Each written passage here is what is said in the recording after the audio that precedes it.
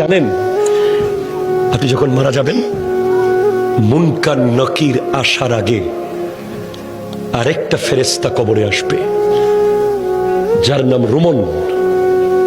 সে আপনাকে বসাবে, বলবে লেখো, উকতুব আমালাক, তোমার ৬০ বছর কি কি করেছো প্রত্যেকটা মুহূর্ত লিখে দাও। ৭০ বছর যা যা করেছো সব লিখে দাও। ৯০ বছর যা যা করেছো সব লিখে দাও। আপনি জীবনে একটা বাজারের লিস্ট লেখেন নাই, আপনি জীবনে একটা দোকানের হিসাব লেখেন নাই, আপনি ট্যালেন্ট ছাত্র ছিলেন, শুধু লিখতে বিরক্ত লাগে বলে আপনি ফার্স্ট ক্লাস পান নাই কলেজে, ইউনিভার্সিটিতে। আপনাকে ৬০ বছরের লেখা লিখতে হবে। প্রশ্ন করবেন, এই ফেরেশতা, কালি কোথায় পাবো এত?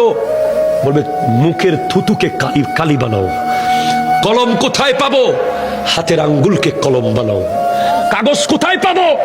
গায়ের কাফনকে কাগজ বানাও। লিখে দিতে হবে। নামাজ পড়েছেন, কলম চলবে দ্রুত।